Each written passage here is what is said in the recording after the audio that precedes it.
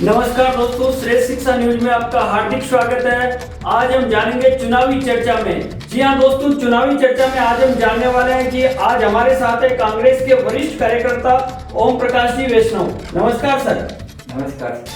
ओम प्रकाश जी वैष्णव परासोली आसीन के रहने वाले हैं और इनसे जानेंगे हम बहुत सारी ऐसी बातें जो कांग्रेस के बारे में, जो चुनाव के बारे में, जो इतने दिनों में क्या हो रहा है, इसके अलावा जो सालों पहले क्या हुआ करता था उसकी चर्चा करेंगे। साथ ही इनके जीवन के अनुभव के बारे में जानेंगे। सबसे पहले हमारा चुनावी चर्चा कार्यक्रम में आपका स्वागत है सर। पहला है कि ओम प्रकाश जी, आपने कांग्रेस कब से ज्वाइन की? कांग्रेस पार्टी मैंने जब मैं 21 साल का हुआ तब मैंने कांग्रेस ज्वाइन की और राजनीति मेरे शुरू से ही ऐसा रहा है।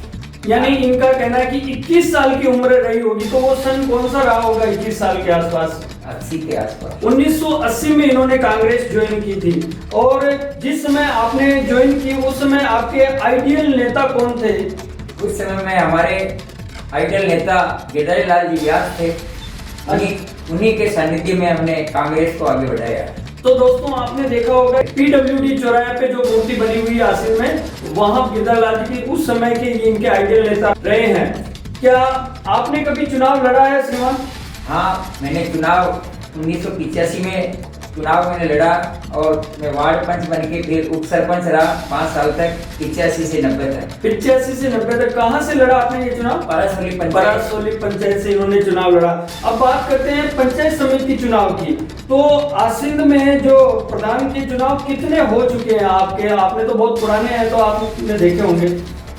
ये चुनाव हमारे सबसे पहले गिरधारी लाल जी व्यास 1955 से 60 तक जैसे गिरधारी लाल जी व्यास रहे, फिर 1960 से 72 तक किशन सिंह जी चुनाव करे और उसके बाद फिर हर 5-5 साल में चुनाव जैसे होते हैं तो उसमें अंजा देवी गुजर, चंद्रवीर सिंह जी, सरजू देवी भील और गोपाल जी व्यास। अच्छा, जो अभी जो प्रधान कौन रहे हैं अभी आसीन में, इससे पहले जो इन चुनाव से पहले जो अभी निवर्तमान कहलाएंगे? इनसे पहले अभी जो थे लक्ष्मी देवी साहू थी, वो प्रधान थी। अच्छा। ओबीसी महिला की सीट थी, प्रधान की। ओबीसी महिला की सीट थी। ऐसा कोई प्रसंग, जैसे देखो हर पार्टी में उतार चढ़ाव और कार्यकर्ताओं का रूठना मरना आता ही है, ऐसा कोई प्रसंग जिसमें आपको व्यक्ति विशेष को छोड़कर पार्टी के साथ रहना हो? मैं हमेशा पार्टी के साथ ही रहा हूँ। मैं कभी व्यक्ति विशेष के साथ नहीं रहता हूँ। हमारे 4 बार यहाँ मिली चुनाव कांग्रेस से बगावत करके लोगों ने लड़े हैं, जिनमें नानूराम जी कुमावत है, अगामी लाल जी है, पर मैं कभी कांग्रेस के अलावा मैं कभी किसी के साथ नहीं रहा हूँ। मतलब आप पार्टी के पूरी तरीके से वफादार सैनिक रहे हैं कि कांग्रेस मतलब कांग्रेस की ही बात करते हैं आप। इसके अलावा जैसे हम आपसे जानना चाहेंगे कि पहले जो है जो चुनाव कैसे हुआ करते थे पंचायत समिति के, अभी कैसे हो रहे हैं? पहले चुनाव पंचायत समिति के प्रधान के लिए जैसे वार्ड मेंबर जितने भी पंचायतें होती थी उनके सबके वार्ड मेंबर और सरपंच मिलके प्रधान का चुनाव करते थे। यानी दोस्तों, पहले अभी जो चुनाव हो रहे हैं ये टिकट बांटे गए उसके अनुसार हो रहे हैं, और जो पहले चुनाव होते थे जो वार्ड पंच जो आपके वार्ड से जीते वो इनका चुनाव करते थे, सरपंच भी इनका चुनाव करते थे। ठीक है, बिल्कुल अच्छी बात है। इसके अलावा जैसे अभी जो पहले मत पत्र से चुनाव होते थे, अभी ईवीएम से चुनाव हो रहे, तो दोनों में क्या अंतर और लाभप्रद कैसे है? पहले जो मत पत्रों से जो चुनाव होते थे तो उसमें ऐसा है कि उसमें वो छाप लगानी पड़ती थी। ठीक है, छाप चौकी की मोहर लगानी पड़ती थी। उसमें कभी आगे पीछे ऊपर नीचे ऐसे रह जाती तो इसे मामला जैसे लड़े झगड़े तक पहुंच जाता था। अच्छा, अब ईवीएम से चुनाव होते हैं तो इसमें जैसे 15 मिनट में आपके गिनती हो जाती है, 15 मिनट में रिजल्ट आ जाता है और ये बहुत अच्छी बात है। अब बात करें कि बदनौर, दोस्तों बदनौर को पहली बार पंचायत समिति बनी है और वह पहली बार चुनाव हो रहे थे, ऐसे में आप क्या देखते हैं? आसीन के 2 टुकड़े हुए हैं। आसीन पंचायत समिति की कुल पहले 45 पंचायतें थी, 3 पंचायतें जैसे बढ़ा दी गई, 48 कर दी गई। अब 20 पंचायतें बदनौर पंचायत समिति में है और आसीन में 28 है। अब दोनों जगह 2 प्रधान बनेंगे। आसीन में ऐसी महिला की सीट है और बदनौर में ओबीसी की सीट है। ओबीसी पुरुष की सीट है, ठीक है सर। तो बदनौर के लिए वही ओबीसी की सीट इन्होंने बताई कि ओबीसी की सीट है और ये अलग अलग जो वोट भी बिखरे होंगे। आपको क्या लगता है कि बदनौर और आसीन में किसका वोट बनने की संभावना ज्यादा है? बदनौर और आसीन में दोनों जगह इस बार कांग्रेस का वोट ही बनेगा। इसका कारण है, अभी 1 महीने पहले जो सरपंचों के चुनाव हुए हैं, बदनौर में 20 पंचायतें हैं, वहाँ 15 सरपंच कांग्रेस के बने हैं और आसीन में 20 है जिसमें 14 कांग्रेस के सरपंच बने हुए हैं। इन दोनों को देखते हुए ये निश्चित है कि आसीन और बदनौर दोनों जगह कांग्रेस पार्टी अपना वोट बनाएगी और अपना प्रधान का चुनाव करेगी। बिल्कुल सही बात। और कांग्रेस अपना वोट बनाएगी और उनका चुनाव करेगी, ये आपका कहना है। बाकी बीजेपी भी अपना जोर लगाएगी और अन्य पार्टियां भी अपना जोर लगाएगी। और इसके अलावा अब बात करते हैं, जैसे कि आप जिला परिषद में जो कांग्रेस से प्रत्याशी महेश कुमार कुमावत है, उनके प्रतिनिधि के रूप में आप कार्य कर रहे हैं। आपको क्या लगता है कि जो ये 12 पंचायतें हैं, इनमें किस तरीके का माहौल है?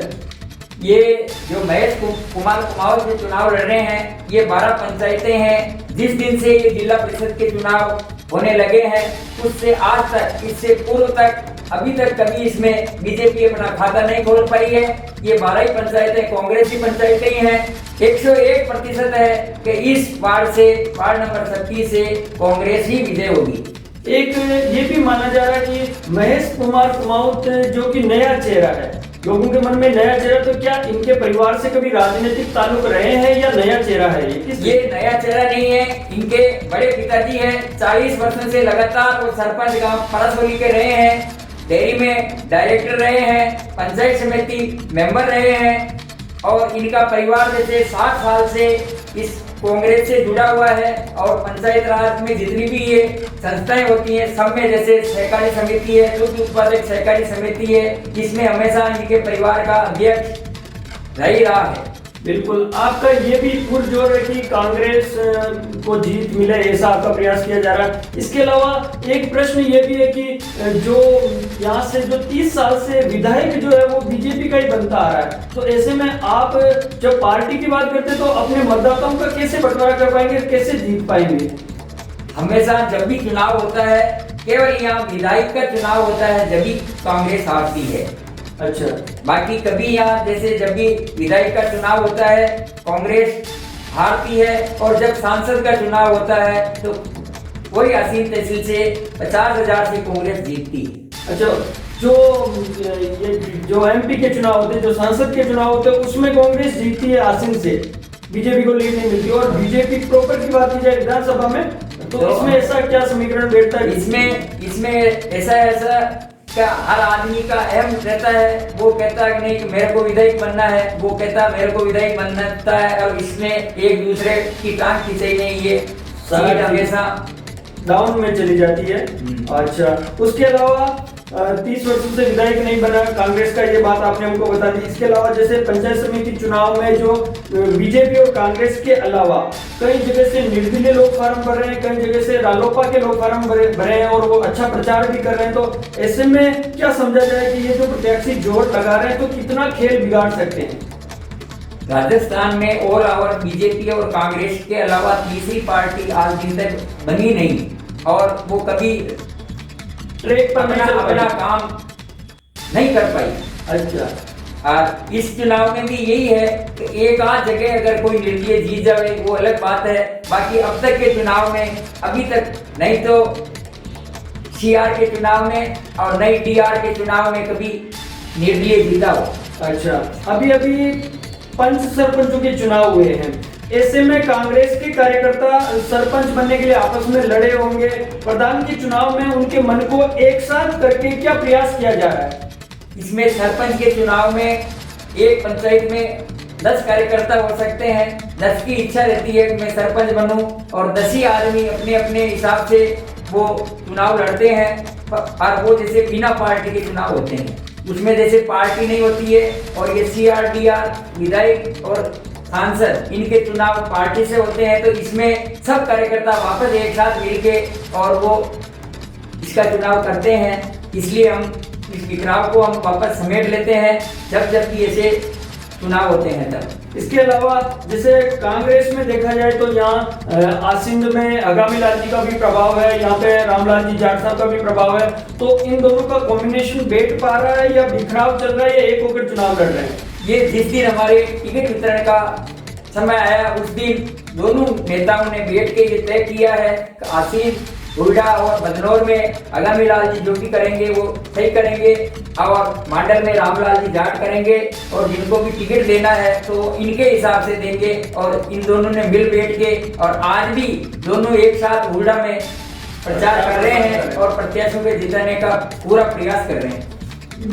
ये तो माना जा रहा है, आपने अपने तर्क दिए कि कांग्रेस के वोटर ज्यादा है और अभी जो जैसे एक प्रथम चरण के चुनाव हुए हैं, भीलवाड़ा में भी हुए, अलग अलग जगहों पे हुए, वहां से 60 से 62% वोटिंग चल रही है, तो ऐसे में क्या लगता है कि आसीन क्षेत्र में कितनी वोटिंग हो जानी चाहिए? आसीन में लगभग इसके बराबर 60 के बराबर ही 60 से 65 के बीच में ही वोटिंग होगी।